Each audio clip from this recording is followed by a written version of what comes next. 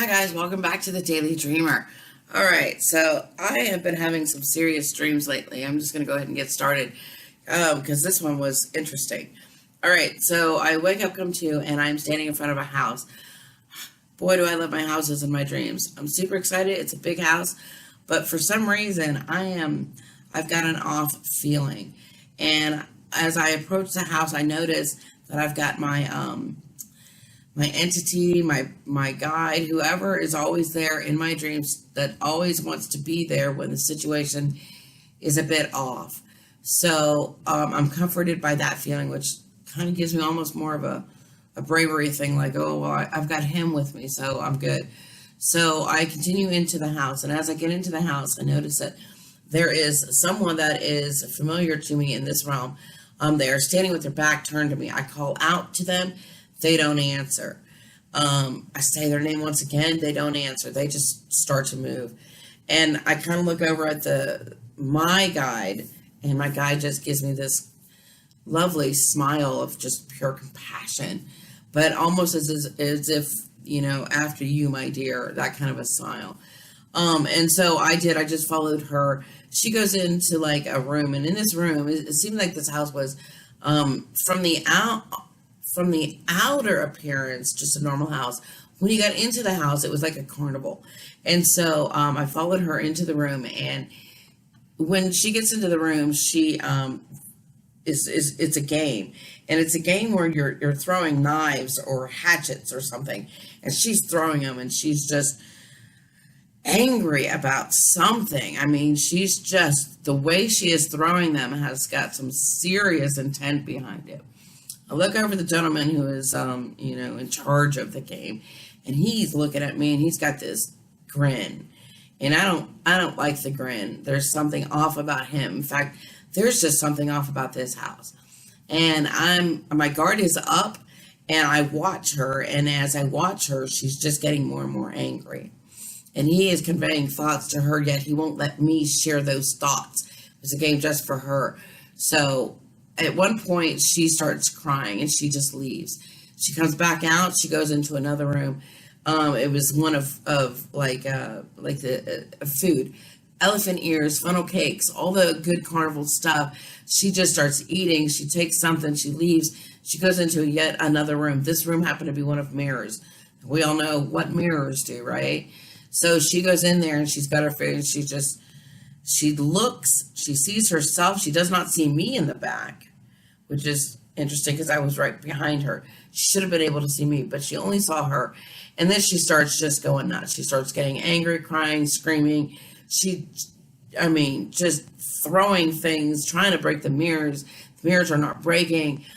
Each mirror held something special apparently for her, because every mirror that she turned to was a whole different reaction, but not even in the positive way. They were all just becoming worse and worse and worse. And it just got to the point where I was just so frustrated, and I felt so bad, like, what on earth is going on? So I look over at my guide, and my guide just smiling. And so I go to reach out, and as I reach out, I'm conveying a thought. What can I do? What's going on? And for the first time, she turns around. I think it's because she knows that I'm there, but yet she can't see me. So she's turning around, and the only thing that came back was, why? And then at that point, I was whisked back to consciousness. So that was a kind of a crazy dream. So, of course, naturally, the next day I get up and I send a message out, and, hey, how you doing? And boy, did I get some interesting reaction coming back. Turns out she has been going through a lot in her life. Her son had passed away. It was in the midst of a divorce, very nasty divorce, of which he just told her the day before. So there was a lot of things going on in her life that seemed to have taken a turn for the worse, and she was just almost at her wit's end. So I know what the dream was about at that point, but let me tell you, when I first meditated, what came up for me was something completely different. After I had spoken to her, I went back and I remeditated on that.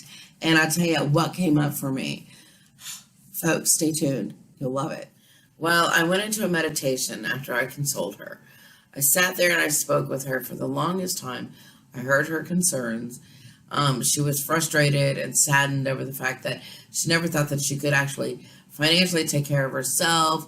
She was going to be left alone. And I said to her, is that the only reason you got with him is for financial stability? She said, well, that and he was hot. Well, okay, that's obviously not the correct reason to get with anybody. How many of us out there love someone for those reasons? Love is like the only thing that can ever justify truly someone's behavior into some questionable behaviors that we do. Under normal circumstances, we're going to look strangely at someone who's laying on a lawn all night long or sitting on a porch or serenading his lover.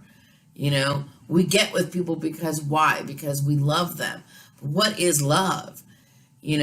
Under normal circumstances, we're going to look strangely at the guy sitting there serenading the girl.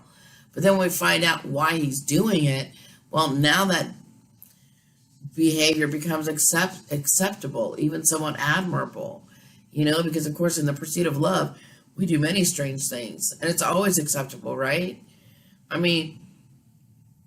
When we're pursuing love, it seems to be that love holds some great power and importance for us. But just like anything else in this world, there's always good love and there's bad love. It just comes down to your motivations. And why do you love somebody? Well, it could be very well because they are beautiful and wealthy. But of course, we know that that's not true love. That can be dangerous, really. We ought to actually love the other person for their soul, for who they are, not their beauty or their bank account. And the reason is because, bank account, that's a temporary thing. Misfortune could come to his bank account, and all of a sudden that rich man is a very poor man. You don't want to love their beauty either just because they're hot, because, well, beauty, just like people as they get older, can recede. So what is it that you're supposed to be looking for? What is it that you're supposed to love about them? Well, their virtues. Doesn't necessarily mean that next Valentine's Day you should go out and get a card that says, "Dear honey, I love your virtue." No, it just means that we need to be drawn more to a person for their inner qualities. True love doesn't mean that you love your spouse for who they are right now either. It's because of the fact that you're committed to educating each other in ways that, of those virtues, that you're going to end up enduring storms, and you want to do it together. That's true love. The state of the union, being able to, educate and be with each other during times of turmoil. But what happens when you find out that this is all broken down, that it goes away, and you're left with just yourself? Then it really becomes a mirror of your reflection. Do you even like yourself? Do you love yourself? What happens if the only reason you're really trying to find a person to share this life with is because, well, you never found love for yourself or the inner qualities that you had to offer? Then you tend to become isolated. You become bitter. You think everyone else is happy but you. You can't go on, But in this lifetime, folks, there is only one lesson to be learned. Just one lesson. It is to love yourself. It is the only lesson there ever is. And what you're going through and what you are putting yourself through is a struggle over and over again. You can never really truly love someone else if you don't have the chance to be able to love yourself first. Why on earth did we even bother trying then? Right? Why did we want to go through that experience if that was the case all along? Well, because, guys, we are curious people. We wanted to know what it would feel like to feel certain emotions. We wanted to have certain perspectives. You agreed to this yourselves. You willingly signed yourself up for that experience because you wanted to experience the journey of it all. We all have a confusion about what service is. We think that it's service to others. Well, No, service truly means that you take care of the vehicle that you are. Okay, care of what is here. That is true service, right? That is your main concern. When you take care of the vehicle that you are sending out a whole different vibration to the world. And that vibration is going to match your vibration and bring you back the things that you want and desire. But if you don't have that certain vibration going out, then you send out mixed signals. And what's going to come to you? Mixed experiences. Loving yourself is allowing yourself the greatest honor and the dignity that can be. It is placing yourself first through value, not selfishness. Whatever is going on in your life right now that is not keeping you happy, it's because of the fact that, well, you don't value who you are. You settle for less. You settle for less because you're afraid that if you don't settle for less, then you'll end up with nothing. And that is a belief. That is a fear. That is a program that you have accepted over and over again. That is cultural conditioning. You don't want to be left with nothing, so you'll settle. But we don't have to settle for less. None of us have to compromise. No one has to take less than what they are ever wanting. So right now, what you should do, each and every one of you, in this moment, to make a commitment to yourself, do it. Place yourself on your own throne. Honor your vehicle and what you intend to bring to your lives. From this moment forward, all the gifts and treasures that you desire, make that commitment. You will create it. You just can't fear your own power. You are right now, to some extent, afraid. You're afraid to start creating that because you're afraid of where it's going to take you, and that's understandable. And so what do? We keep putting it off. I'll just clean that stuff out later. I'll go take a look later, because we're afraid. Love the vehicles that you are so that you can be a light unto others. And I know what you're saying right now. It's a struggle. Well, how can I be a light unto others if I can't even light my own way from day to day? It's time for you to remember that right now you have to honor and cherish yourself. It's the only lesson here to learn, that of love. Because love is the key that is going to open all and every doorway that will allow you to experience everything that you want and desire. Right now, mankind is moving into a whole different state. And it's a state of genius, believe it or not. Mankind is moving.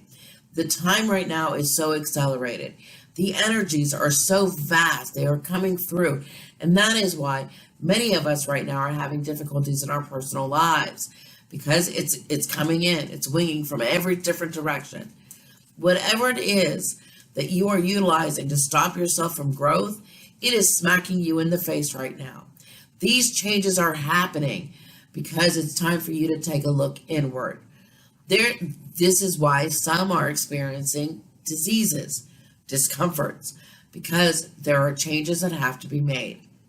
And the bottom line of those changes is that love and acceptance of yourself about where you are and what you have done is not about judging yourself. You have to learn to forgive yourself, not judge yourself. That is very important. You have to be able to have the flexibility to go with the times. You have to have the strength and the courage to sit and clean this out, to give up those old behavioral patterns. You have to be able to move into the future if you want good things to come to you. We know that it is very difficult to actually move out of the old place that we have lived for so long. Because why? Because it is who we are. It is our identity. It is what made us. One of the best things that we can do is leave. Leave. Close the door and go forward. That is what we can do. We can build new houses and new structures of our new identity. This is very important because you're on the leap of consciousness. And any one of you guys tuning in here at this moment, you wouldn't be tuning in if you weren't truly interested in having a portion of yourselves that was attempting to do this very courageous thing. You're becoming more and more in your lifetime, but You will be able to understand this if you take 5 minutes to love yourself. There has been a darkness around this planet for as far back as mankind can remember. But you know what? You're here to light the way. And I know you're saying, I don't even know how you want me to light the way for others when I can't even light it for myself day to day. Don't be so hard on yourself, folks. I mean, you guys keep beating yourselves up, and that's not the way to do it. You create abilities to understand where the rest of mankind is only when you're able to see here first. You see, you are all accelerating so rapidly right now that you have forgotten. You've forgotten why you're here. And so, in your own states of what is called anxiety, you beat yourself up for not being perfect. You crawl back into the monkey mind, you let anxiety, stress, frustrations take over. And then it causes what? Doubt, causes lack of self-confidence, fear of failure, because you don't want to take over the reins. Well, guess what? You're going to have to. You're going to have to, because if you want to see these changes happen in your life for yourself, you got to take a moment and you got to go on in there and clean out those gutters. Take 5 minutes, guys. It's so important right now. Another thing you can do is you can take a deep breath. Breathe. It allows oxygen to be brought in, and you'd be surprised how well that helps. It creates a method of altering who you are. It will, and that altering is coming through via energy acceleration. All of the things that are going to work upon the body to allow that body to change. Okay? So 5 minutes a day and deep breaths. Okay? It will change. That is why if you're wanting something now and you think that you're not capable of it, relax. Relax and breathe. You will be capable of it. Okay? Trust your wantings. Try. They are about something.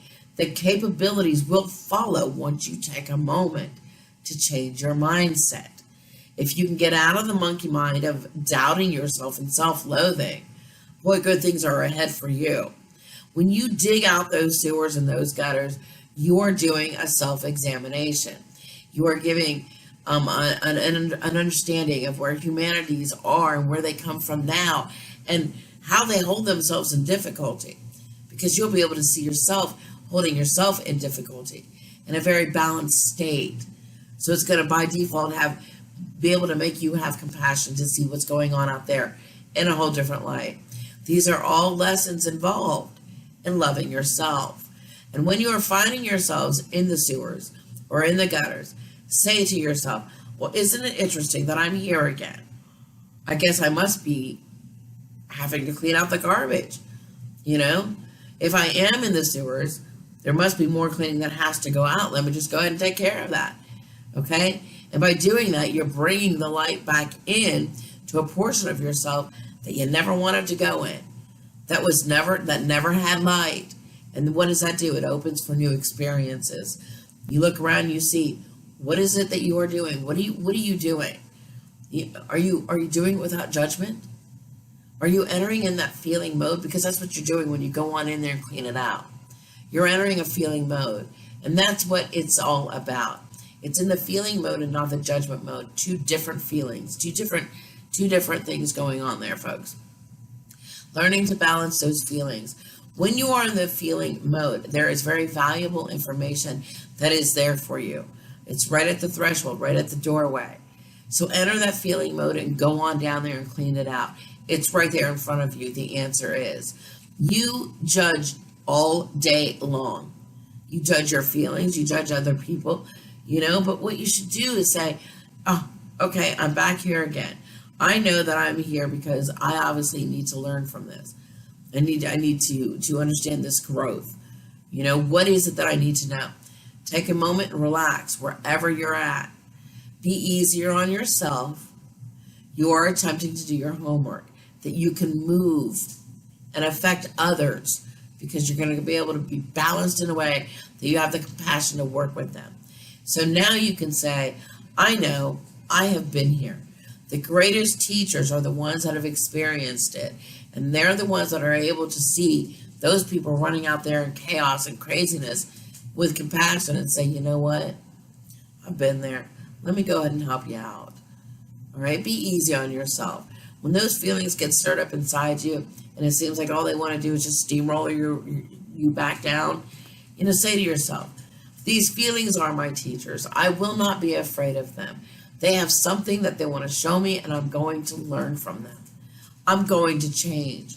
I will change because I am flexible. I am courageous. And I am committed to myself. All of you need to go easier on yourself because that is loving yourself. So that way you can see and understand the unlimited potential that you have to offer this world and all the treasures that are due for you. Folks, take time, deep breaths, 5 minutes a day. Until next stream, folks, thanks so much for joining me for the Daily Dreamer. Many blessings.